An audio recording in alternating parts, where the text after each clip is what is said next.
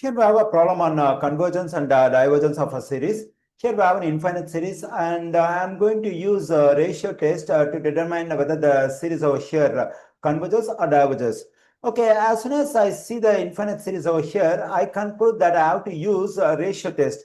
How do I know that I have to use a ratio test to determine whether the series converges or diverges? Because when I consider the nth term of the given series, it contains factorial.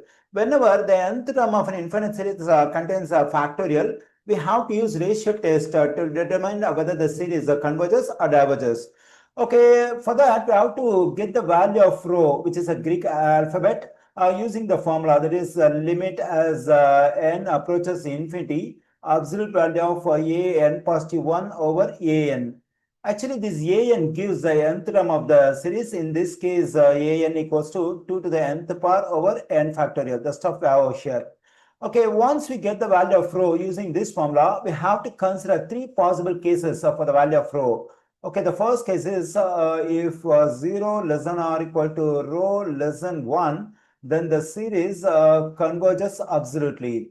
The second case is if rho is greater than 1 or rho is equal to infinity, then the series diverges. And the third case is if rho is exactly 1, that is rho equals to 1, then the test is inconclusive. That is, the test does not provide any information about the convergence and divergence of the given series. Okay, now what we have to do is we have to calculate the value of rho using this formula. Okay, now let me do it. That is rho equals to limit as n approaches infinity, absolute value of, to get the stuff for n positive 1, we have to plug in n positive 1 for n over here and here. Then I'm getting 2 to the power of n positive 1 divided by n positive 1 factorial divided by, and for n we have the stuff over here, that is 2 to the nth power divided by n factorial.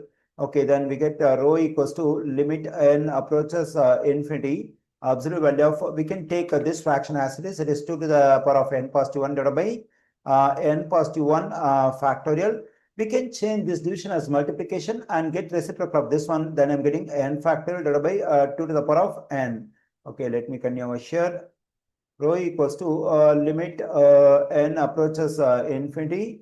We can write this 2 to the power of n positive 1 as 2 to the power of n times 2, and this n positive 1 factorial can be written as n positive 1 times n factorial times n factorial divided by 2 to the power of n.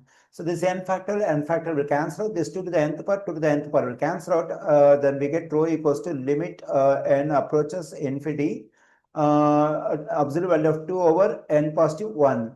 Okay, rho equals to limit as n approaches infinity. We know that n takes only natural numbers. That is n equals to 1 to positive infinity. That is n has only positive integers. Since n takes only positive integers, always this one will be positive. Already we have this 2 is positive. Since both the numerator and denominator are positive, the value of this fraction is positive. Since always the value of the fraction is positive, we don't need to take absolute sign for this stuff anymore. So let's remove the absolute sign. Let's consider only the stuff we have inside the absolute sign. Okay, now when n approaches infinity, this n positive 1 will approach what? So since n approaches a very large positive value, this n positive 1 also will approach a very large positive value. Then we get rho equals to 2 over infinity.